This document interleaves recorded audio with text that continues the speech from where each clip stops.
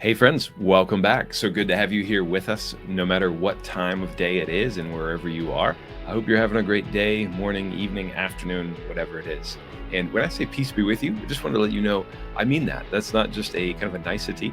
That's one of the things that Jesus used to greet his followers. And that's one of the ways that Paul greeted the people in the communities that he had started, that he was writing to. He would start with grace and peace in Christ. And so I love telling people, peace be with you, because no matter what's going on in your life, you are always going to welcome peace. If it's a great day, you're going to say, you know what, peace is with me. God is, I can feel his presence. And if you're having a harder day, then we can all use a little bit of peace. So know that I mean that. And I really hope that for all of you listening and watching, that the Lord's peace is with you and in your heart today and always. So this episode is going to be a little shorter than our last couple, and this is probably the length we're going to shoot for. We would love to know, though, what you think about this length. Is it just right in that Goldilocks zone? Is it too short? Is it too long? You can email us at podcast@evangelicalcatholic.org, or you can leave a comment in some of the platforms, depending on what you're listening to. If you're on Spotify, you can participate in a survey there we have. And of course, on YouTube, you can leave a comment down at the bottom of the video.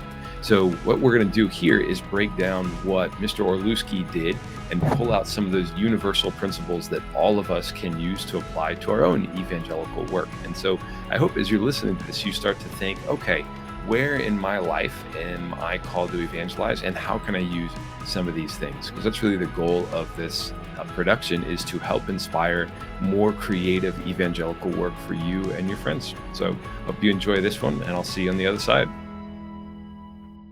Hello, everyone, and welcome back to the Reach More podcast. And happy Easter. It is still the Easter season. I think we need to do a better job of celebrating all 50 days. So I will be saying happy Easter for the 50 days until Pentecost. And so today we're just going to be doing a debrief of our previous guest, which was Paul Orlousky, and just kind of seeing things that spoke to our hearts and things that caught our attention and things that we can learn from him.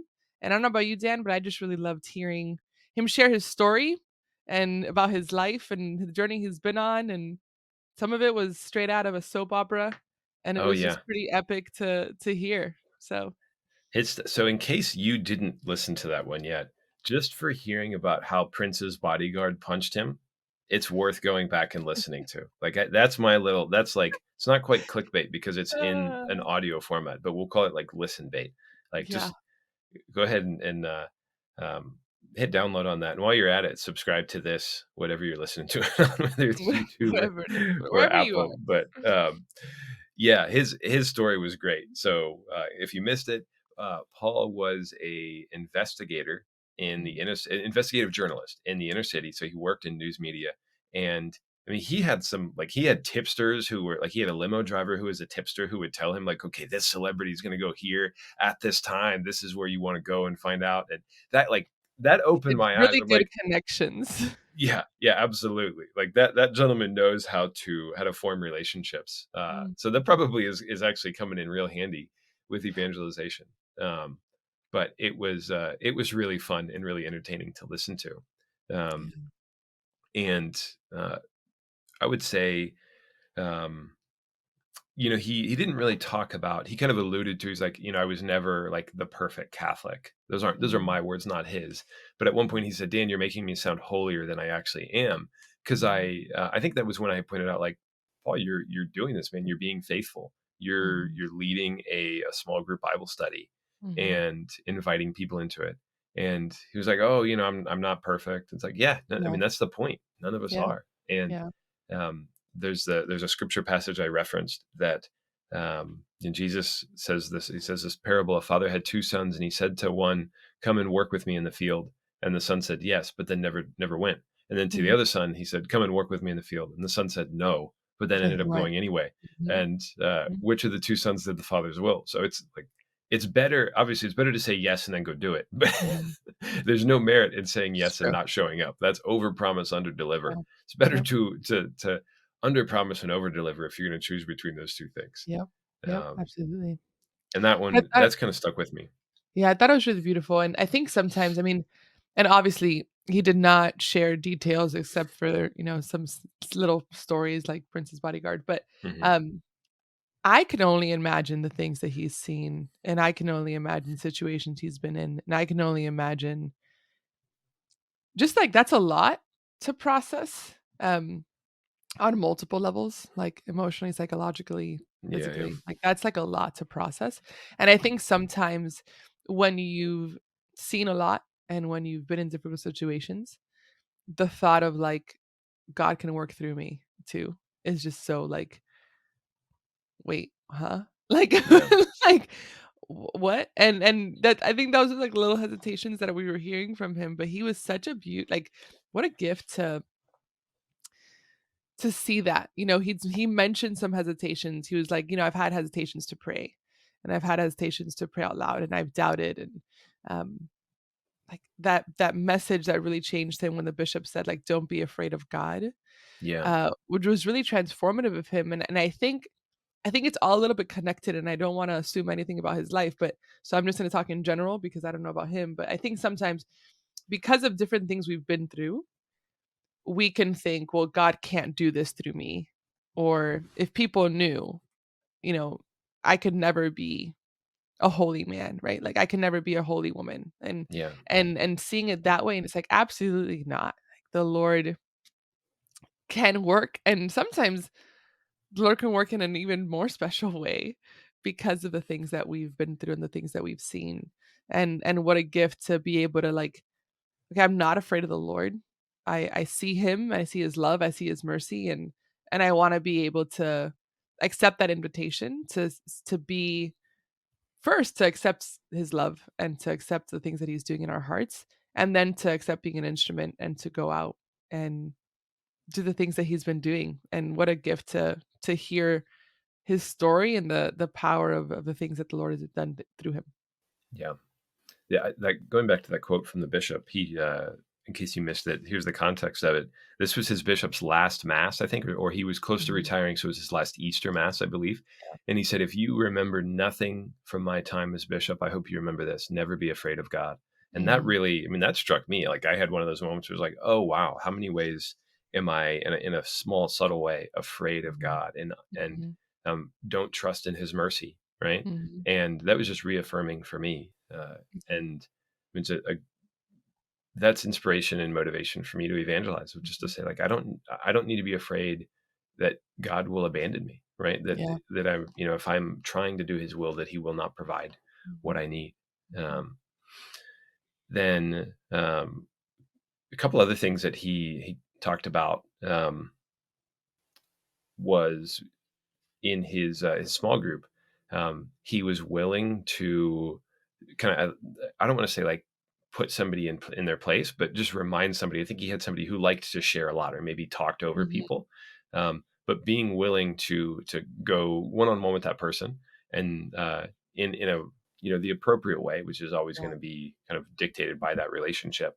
Ask them not to be so dominant, so that other people could enjoy it as well. So Yeah. if you're leading a Bible study, if you're leading some kind of ministry, don't be afraid to encourage others or to ask others Mhm. to let other people share. And one, Mhm. maybe a gentle way of doing that would be to say, "Hey, I noticed that we have a couple of members who don't share a lot, and so one of the things that I would like to try, and I wanted to ask your help with, was when we ask a question or wait for somebody to respond, even if it feels uncomfortable, let's just continue to allow that space and that silence Mhm. to Mhm. give people an opportunity to put their thoughts together." Mhm. Because for a lot of people, that's what they're doing. I mean, they're thinking of the right way to say their question, Mhm. and they're just not quite ready when you first ask, "Oh, hey, who wants to share?" They need a little bit more time, and so let's create Yeah. space there. And for some people, that's hard. I'm a very type A personality, so when I first started getting into ministry, like learning that silence is okay, like it's still like I don't do well with it, but I've learned it's so important and embrace it. And God is working and it's okay. Right. And Yeah, so even to be able to tell it to other people, I think is really good. And again, like, yeah, absolutely. It's for him to be bold and to say, these are the things that I've noticed. And, can we shift a little bit or can we challenge each other? Right. And not just put it on them, but can we challenge each other to do this and to allow the Lord to work? So yeah. it's really beautiful. The Well, before I go, was there anything that anything else that really stood out to you? Yeah, I think two things. One, he had started that group, like the men's group after mass, and Hmm. the wife that was like, "What are you doing? I have a husband. Husband, go." And I was like, I was dying laughing with that because I was like, one, like there's the feminine genius right there. But it's this aspect of the curiosity that like you're doing something that other people are noticing Hmm. and that other people desire, and everyone desires to be in community and to have that kind of fellowship. And Yeah, yeah. so for the wife to be a little bit bold, Hmm. yes, but I mean, and we joke around like the husband, like she sent her husband, but he said yes, and obviously like she's not going to force him to do anything, but and he's been a part of the group and like faithfully and growing Yeah, and yeah. enjoying it, and the wife's not even in the group, right? So I just, Right. again, the power of invitation and the power of stepping a little bit out of our comfort zone to see what Hmm. the Lord is doing. And when you have hesitations and when you have different things that are struggling or that are difficult, to be bold enough to just jump in and to not hesitate and to work. I mean, you could tell that he was doing things that were a little bit out of his comfort zone at first, and look at the fruits of his apostolate. Like look at Yeah, the fruits of what he's doing and the relationships that he has built and the things that the Lord has done in his life, is doing, and will continue to do. I think is just really cool to see. So yeah. it was awesome to just hear his story. Yeah, it was very enjoyable. He was a great conversationalist. So I could see it being a ton of fun just to sit down with Paul. Oh So Paul, if you're yeah. listening, thanks for joining us, man. We had so much fun. Yeah. Um, Going back to the wife uh, strong arming her husband into attending the group, that's a good model for recruitment. And not to say that like I want people to go freely and of their own accord. And I'm sure the Yeah, I was like, husband at "What the do end of you the day mean, did man?" go freely. But when I remember I was planning a men's conference once Mhm. when I was working in diocesan ministry, and we intentionally reached out to women's ministries to ask them to invite their husbands Mm, to attend the mhm. conference. And part of it is just understanding like who keeps the calendar. Yeah. And like there are families where the one spouse will keep the calendar for the whole family.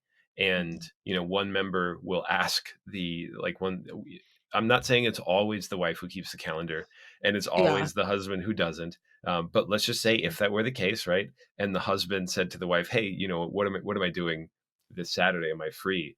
She might say, "Oh no, remember I reminded you 7 times in the last week that we're going to my mom's house or something." And Yeah, so yeah, yeah. some people just need that. And if a wife sees it, she And I might will say, say, it's not always the wife. So this past "That's weekend, I true." saw a Yeah. situation that it was the husband trying to convince the wife to go on a retreat, and he was like, "You need to go. It's awesome." And it was hilarious because she he looked at her. She's like, "You don't have anything going on Saturday? I know your calendar. I know your schedule. You're available." And I was like That's dying, and funny. I was like, That "You know is what? too funny. Thank you." So Yeah. it's not always the women. I mean, Right. a lot of times Right. it is, but it's not Yeah. Yeah. men. Yeah. I see So you. That's it. yeah. Um, so if you are, let's say you're trying to get people to join a group that you are leading, consider who might know the audience that you want to attract. Like personal Mhm. invitation is always king, and that means a lot. And people are, if they say yes to an invitation from you, I think they're more invested. Absolutely. But other times, especially big stuff, I mean, if you're just trying to get the word out and get a bunch of people to show up to something so that they could hear another invitation, then, yeah, reach out to their parents, reach out to their spouses, their boyfriends or girlfriends, whoever, because those people might have an angle that you don't. Mhm. Um, Absolutely. the other thing that I loved was hearing about Paul's willingness to pray more openly and Mhm. spontaneously with people. And I think he acknowledged like when he started, the only thing he felt comfortable with was a memorized prayer.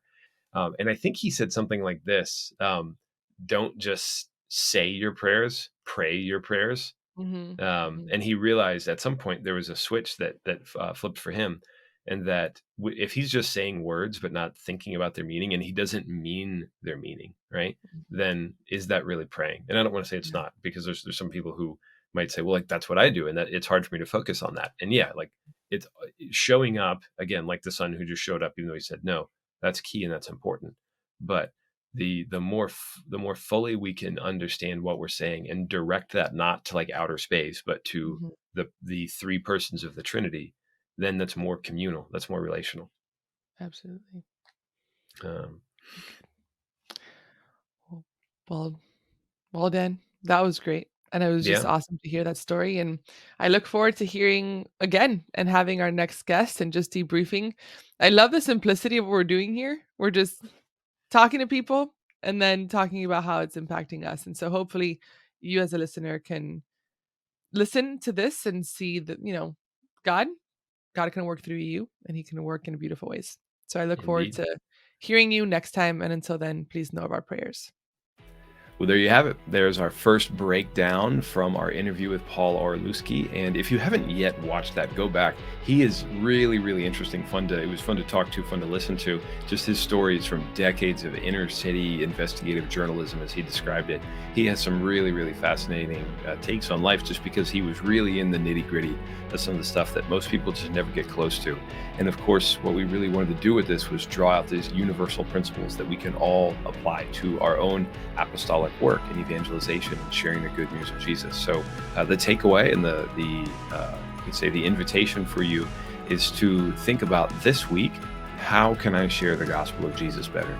Is it listening to someone more? Is it being willing to invite somebody to a Bible study? Is it being willing to invite somebody over for lunch or for coffee or out to coffee so that you can get to know them better?